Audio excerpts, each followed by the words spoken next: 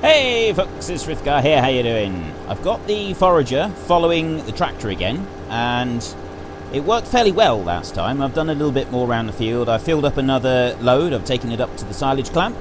My weekly question is exactly the same as it's been on Goldcrest this week. We're talking about the future of this channel. Do you want me to continue playing Farming Simulator 100% of the time, or do you think it's time for a bit of a change? Do you think I should start doing some other games as well? So if you want me to, do you want me to do Farming Simulator 100% of the time? Do you want me to do half of my time Farming Simulator and half of my time doing other games? Or do you want me to do 4 episodes a week of this game and 2 episodes a week of other material? It's your vote, it's your game. Head in the comment section down below, let us know which one you want and why, and of course don't forget to actually cast your vote in the top right hand corner. I won't bother saying too much more about it now. I've gone over this and over this and over this week. I'm getting a good idea of what people want. I will say that I did say this yesterday, and I think I said it the day before, and probably the day before that as well, so I am repeating myself an awful lot this week, but I'm not going to go just on what the vote itself says. I'm taking into account the numbers of people and also what the comments are. The last time I asked a question like this, I had 99% of responses said Farming Simulator only, and now I've got a good third of you saying no, we want some variation, we want something different on this channel now. We've done the Farming Simulator thing. We want you to keep doing it, but not quite as much as we were. Now, I realise that means the majority of you still want nothing but Farming Simulator, and I am aware of that, but as many people have now pointed out, I don't want this to become a one-trick pony and get left behind. So, I will be doing a trial. I can tell you that now. I will start a trial. I won't start it next week because I have a lot of things on with my personal life next week, so I won't be able to take the time that I think that it needs to properly start something fresh. But the week after, I will change things around a little bit. I haven't quite decided how I'm going to do it, but I will start off by taking a look at spin tyres. That is the one that most people have been asking me to do, so I will get that game, I will get it installed, I'll take a look at it and just get myself familiar with it, and then we will have a go at spin tyres. And I'm going to do a trial for a little while. I'm not quite sure how long I'm going to do a trial for. I'm just going to hop between the vehicles here. I don't think that really matters all that much today. Yeah, I'm going to... I'll do a trial for a while. I don't know how long a trial I'm going to do, but there will be a trial so that we can sort of see what it's like with doing some other material on this channel and see how people respond. Apologies to those who really don't want to see anything else. There will still be Farming Simulator on this channel. There will always be Farming Simulator on this channel. I'm not stopping the time lapses. I know most of you like the time lapses, and I do get the strong impression that a lot of you have come for the time lapses, but you've come over and seen the talkies for, you know, as an extra, but you're here for the time lapses. The time lapses aren't going anywhere; those are going to stay, and so that you don't need to worry about that. There's no chance that time lapses are being gotten rid of. I will continue doing those, so you don't need to worry about that. And there will also be Farming Simulator Let's Plays on this channel. I will keep doing those until the game has become so unpopular that I get about 3 views a week. Well, maybe not quite that drastic, but you understand what I mean. If for whatever reason in the future the game becomes hugely unpopular, then obviously I will reconsider playing it. But at the moment, I want to play Farming Simulator. I love this game. I genuinely love this game. It's one of the few that I have played consistently for years. There are not many games that hold my interest for that length of time. Normally it's just a couple of months and then I sort of grow bored and I want to move on. So there we go. But anyway, I've got this load... Ooh, blinker's still on there. Another load of silage coming up. I've already emptied out one today and I'm bringing this up here. I have got the Lindner up here ready to start rolling the clamp, and we're going to take a look at doing a bit of that today. You will notice the somewhat oversized bucket that I have there. I've bought that bucket. That is a light material handling bucket. It's not a heavy material handling bucket, and you may question the wisdom of using such a bucket for something like silage or grass and chaff and so on?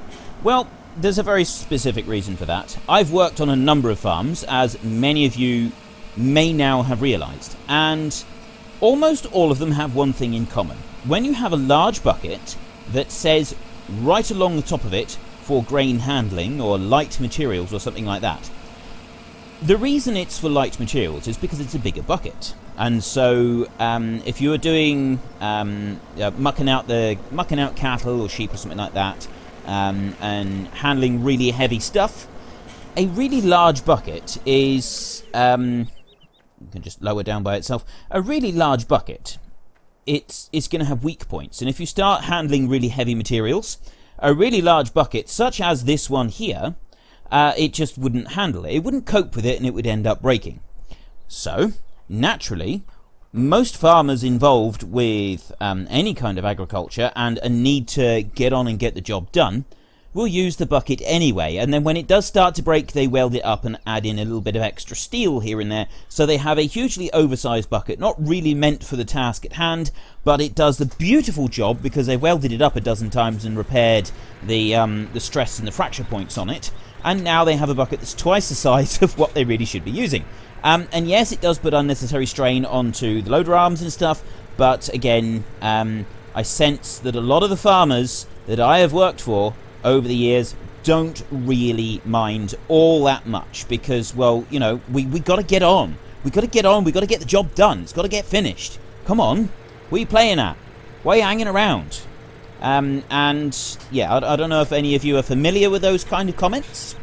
Those of you who are farmers yourselves and employ other people, have you found yourself issuing such statements? Because, well, quite frankly, weather like I'm experiencing right now, it's absolutely roasting hot outside at the moment. It's a proper scorcher of a day. It has been all week. There are fields of grass and hay all over the place. There's grass down and silage being done up and down the countryside around where I live. There is hay being made as well. I've seen a couple of fields being turned into hay. Everybody is really making the most of the weather. And where I live, the weather is a somewhat unpredictable beast.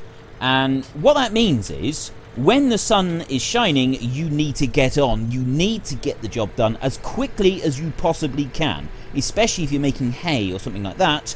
But silage as well. You don't want to be making silage in the rain because it makes a poorer quality product. You can make it in the rain, but you end up with a poorer quality finished product than you do if you make it in the scorching sunshine.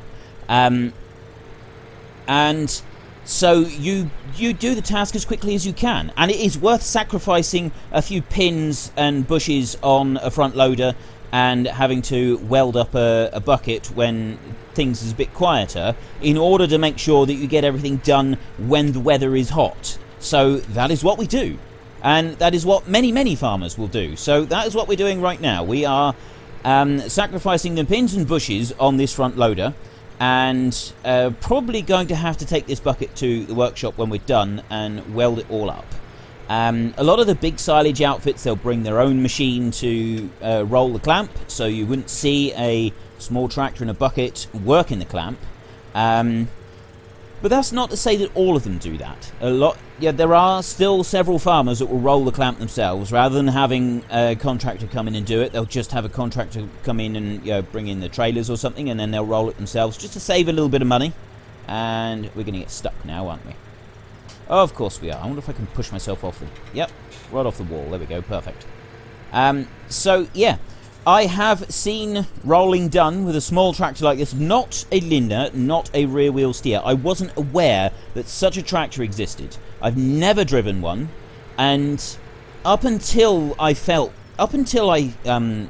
became familiar with this tractor at the beginning of the series, I wasn't, my life was pretty good. I'd seen a lot, I'd done a lot, and now suddenly things feel incomplete. I've never driven a tractor with rear wheel steer like this, and it just feels like there's an empty hole in my existence, and it will remain there until such time as I can actually have a go on one of these tractors. So who knows, maybe one day I will have enough money to buy myself my little farm that I would like to get one day. That is my dream, actually. I'd like to retire to a smallholder. I just like anywhere from like 5 up to 50 acres, anything like that. Just a tiny little hobby farm. A couple of little machines on it to run it, and to be honest, I probably wouldn't farm the whole thing. I would like to have and manage like a little piece of woodland, and then maybe a few fields with and I'm not quite sure what I'd want to keep on them. Probably a few cattle, probably a few cows, maybe some small varieties of cows like Dexters or something like that. But yeah, that's many years from now, and who knows if it will even happen. But if it did, something that would be very cool would be to have one of these tractors on that farm. And I've got, well, my dad has got an old Massey 35 that my grandfather helped to build. I have told you about it before.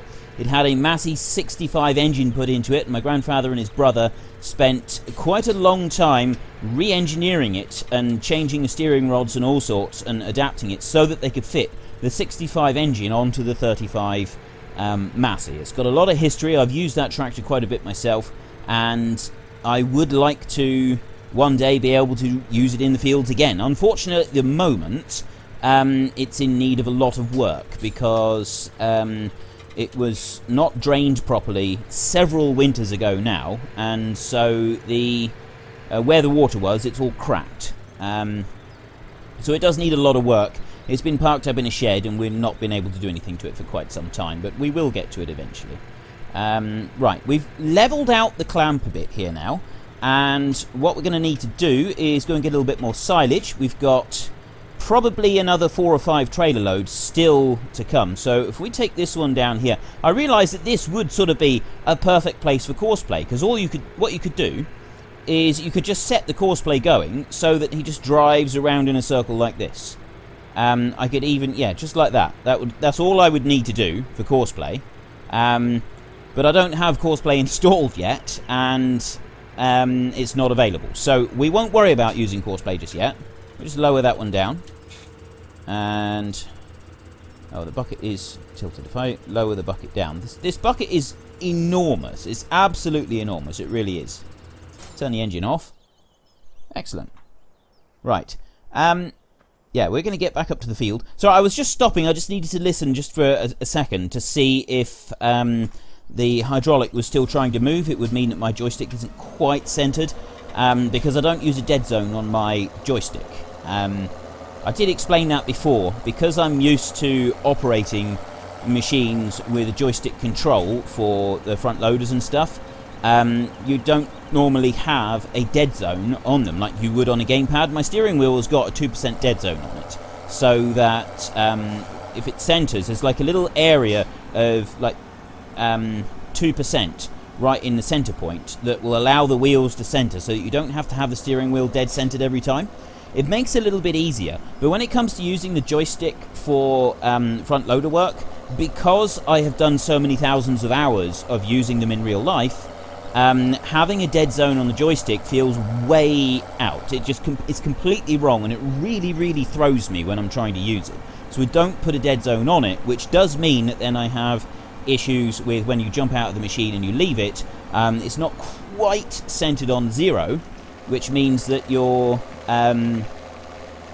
character will just be like sliding around a screen ever so slightly, and it can get a little bit annoying at times. But anyway, I've been over that before, so I don't really need to go over it again. We'll race back in here. I was thinking I could just cut this out, but I don't think I will. I think we'll just keep going. We're going to... Actually, I think what I'll do is I'll put the tractor following the forager this time, so that we can get round that corner down the bottom and tidy up this bit up here. It'd be a lot easier if the tractor's following the forager rather than the other way around. And then we've got to start on the land work. I suspect we've got 4 trailer loads left in this field. Maybe 5. But I think 4 would probably do it. Although I'm not certain, because we only sort of went halfway around the field that last time to get all the way through it. Right, the tractor is going to go over there. So if I go onto this one, start this bad boy up like this. There we go. And we're away. Going up the hill is quite interesting with the... Now, how am I going to do this? I need to get that tractor to turn. Okay, looks like we might be missing a little bit here. Let me pull it in like this, and we'll just have to sacrifice that little bit down there, I think. Actually, if I can come forward a little bit more, just persuade that tractor to stop there, maybe I could back up a bit. Or is it going to try and spin round and follow me? It doesn't look like it, although the forager now can't actually reach the trailer. It's not blowing it into the trailer, which is a little bit frustrating. It's because it's trying to reach the front of the trailer, isn't it? That's why. Oh well. Right, let's keep going. And yeah, so I've seen all this silage being done. I've only seen 2 foragers so far. I've seen that really old one. I meant to look that one up for you. I meant to try and find out what that red and blue one was that I seen a couple of days ago now. And I've still got no idea. I did see a Class Jaguar working in the field. When was that? That was yesterday. Today being Friday. I know this is Saturday's episode, so yeah, I seen a Class Jaguar working in the field on Thursday afternoon. And I don't know what sort it was. It was away in the distance, so I wasn't able to get a good look at it. But I did see one working away, and the trailers, no idea what they were, but they looked pretty much identical to the one I'm using right now. So it could very well have been. Someone in the comment section said they actually seen a Marston Ace 10 trailer being used in the fields close to them, which I thought was actually pretty cool, considering that was one of our options just last week. So whoever they were was using a Marston Ace 10 trailer. There was a whole load of them. Apparently there's several tractors. They were all using Marston Ace 10s. And we'll just go on around here. There we go. So there's a lot of silaging and stuff going on around the place at the moment. People that are not in the UK, are you guys racing around like crazy doing silage and making hay at the moment? I'm assuming that a lot of you are, at least those of you in the Northern Hemisphere.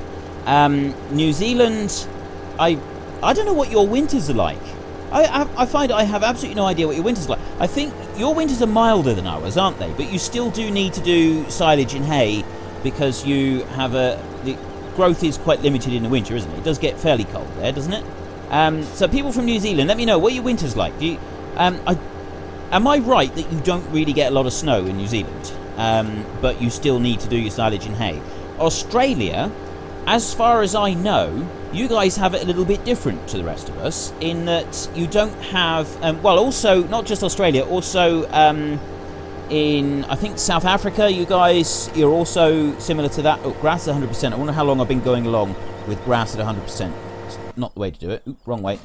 I'm going to go to you and take you off a follow. I've been traipsing up and down. I've got no idea how long I was just driving them with grass at 100%, completely wasting it. So, yeah. Apologies for that. I think I've wasted a lot then, because I did go up the field and back. Yeah. Alright, well, we'll just pretend that didn't happen. Yeah, Australia, South Africa, parts of the southern states, you guys don't really have much of a winter, do you? Not like snow and ice and stuff like that. It's just kind of, it's different altogether.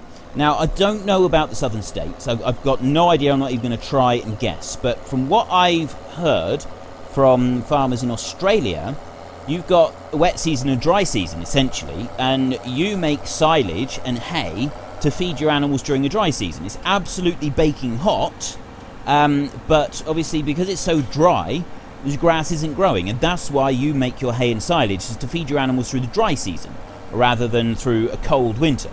So, yeah, it's always interesting to know why people have to do things. So here in the UK, we have winter. I mean, you don't get a lot of snow and ice here in winter in the UK, at least not where I'm from, in the West Country of the UK, right down in the southwest. We just get lots and lots of very cold rain.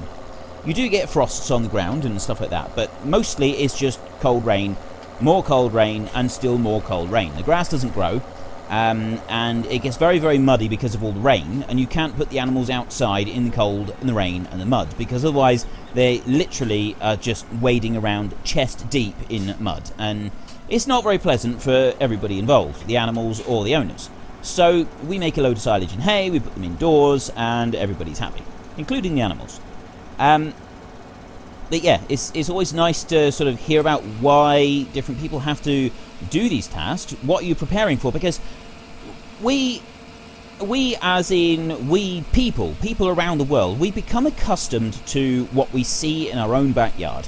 in our own garden, in our own farm, in our own fields. Right, so we do it because of this. But in actual fact, we do it because of this. But not everybody does it because of this. We, as in myself, what I used to do, and farmers around me, prepare for winter. All through the summer, you're looking after your animals, but a lot of the tasks that are going on right through the summer are just based on one thing and one thing only, and that is preparing everything for the winter. 90% of the activities, haymaking, silaging, anything to do with stock really, getting all the straw in and baled and stored up, it's all storing for winter. It's getting everything in for the winter, getting stuff prepared for the winter, so that your animals can survive through the winter. Because if you don't do all this, your animals don't make it through the winter. The animals themselves, there's very little care involved with the animals during the summer. Obviously you've got milking to do, and you still got to check them and make sure they're fit and healthy. When you've got lambing and you've got calving, depending on how you do it, usually lambing is done in the spring. So that's done before the haymaking, and that is done. Calving is different. Some people calve year round, some people calve in a big block, so you have 2 months in like March, April, something like that. But that's yeah, everybody does that a little bit differently. So that's an intensive time of year for the animals. But for the rest of the year, summer is easy. I've always found summer to be quite easy. You've got shearing. With sheep, you've got to shear them, and you do have to bring them in every so often. You've got to tail them, which is to clean all the mucky stuff off their tails, because through the summer, the grass, it sort of makes it quite loose, and yeah, it's an absolutely disgusting job. And if you don't do it, you end up with the sheep. They get maggots, and it's altogether unpleasant. Sheep getting maggots is not something that you want to happen, and it's not something you want to see either. It's entirely unpleasant for everybody involved, especially the poor sheep, and it can kill them. So you really don't want that to be happening to your sheep. But generally, everything is fine. Everybody's happy through the summer. And then through the winter, you've got to look after them a lot more. You've got to make sure they're comfortable. You've got to keep them fed. Although actually, I keep chopping and changing between sheep and cattle. Sheep are fairly simple to look after through the winter. I would say that sheep are actually more trouble in the summer because of the chance of getting maggots. And so you've got to keep tailing them. You've got to give them all of their drenches and stuff like that all through the summer. And you've got to shear them as well. Whereas cattle, generally don't have much trouble with cattle in the summer. Generally cattle, you have more trouble with them in the winter because you keep feeding them. You've got to put the bedding in, you've got to feed them and everything, and most people I know winter their sheep outside, because sheep are quite hardy creatures. They don't make a load of mud, and the rain and that doesn't seem to bother them. So even if they've got a shed available to go into, nice bit of shelter for them available, very often the sheep won't even use it. They'll just stay outside in the blowing rain and the howling gales and everything else, and they seem quite happy. So yeah, I've been going on about the amount of how easy it is, but actually sheep are more, now that I think about it, sheep are more work in the summer than they are in the winter. Yeah, it's a bit unpleasant when you've got to go lambing in the early spring and you've got sleet and rain howling sideways into your face at 3 o'clock in the morning, and all you want to do is pass out and sleep for 48 hours. But, you know, that's a minor detail. That's just a minor detail. Other than the lambing, the sheep are fairly easy in the winter. They don't have trouble with getting fly strike, maggots on them. They don't have trouble with overheating. You don't have to worry about shearing them. Generally speaking, it's a nice easy job. So yeah. And then, hang on, I take that off of follow me, and we're running out of time. We'll take this load up and then we'll roll it again, and I'll probably finish the silage myself before next episode. I think maybe we got 2 loads left in here, possibly 2 and a bit. We'll see. And then I'll get most of the clamp rolled as well. I'll finish rolling the clamp at the beginning of next week so we can get it sheeted down.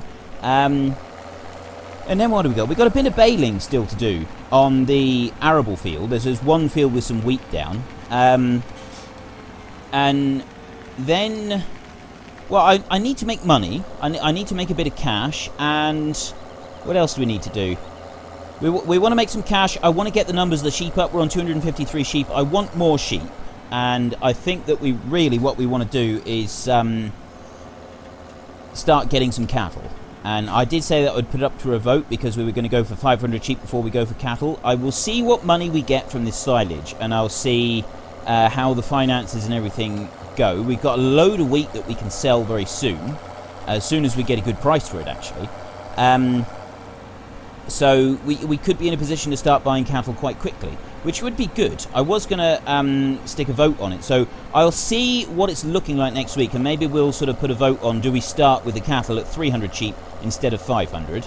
I know that last time round you said 500 sheep, but, you know, now maybe you've reconsidered. And some people... I change my mind all the time. Some people seem to think that changing your mind is a bad thing. And, you know, once you make a decision, you should always stick with it.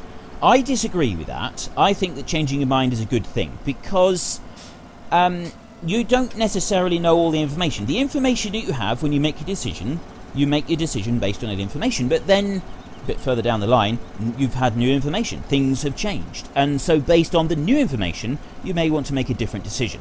And I don't think that is a bad thing in any way. I know that some people don't like it. Personally, I think it's an excellent thing. The ability to change your mind, the ability to keep an open mind and change, although you don't have to change your mind. I'm sort of sounding like, well, you know, if you don't change your mind, this is a bad thing. That's not either. It's taking the new set of information that you've got and then assessing things freshly and drawing a new conclusion. That new conclusion may end up being identical to the old conclusion, and that is perfectly acceptable. Just switch that one off. He can lower down by himself.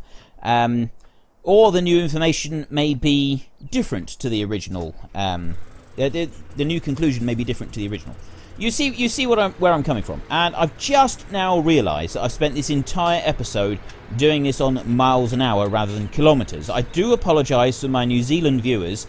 We are in New Zealand, and New Zealand is metric based, so we should be doing this on kilometres, but yeah, quite frankly, it hardly seems worth changing it now, so I'm just going to issue an apology, and I'm not going to change it. Next time, I will do better. How's that? Now, if we were doing this with Courseplay, I just had the bucket up in the air like this, and I was driving it round in a circle, would it have still been able to do it after tipping this out?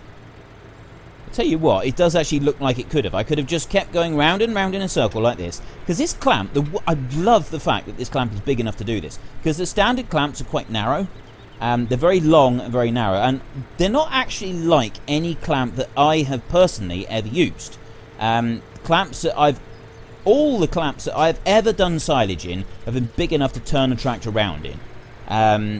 They're quite wide, wider and shorter rather than narrower and longer. Tends to be the case with most the silage clamps that I've ever worked in. The really long, narrow, thin ones that we see for the standard biogas, I've never seen ones like that. I have seen them in pictures from other places, and you kind of look at it and you think, wow, that's like an exotic, different thing that I've never seen here anywhere and probably never will. Kind of like looking at pictures of wildlife from Antarctica. It's like something that you'll never actually see yourself, but you can appreciate they exist in other parts of the world. Yeah, that's one way of looking at it.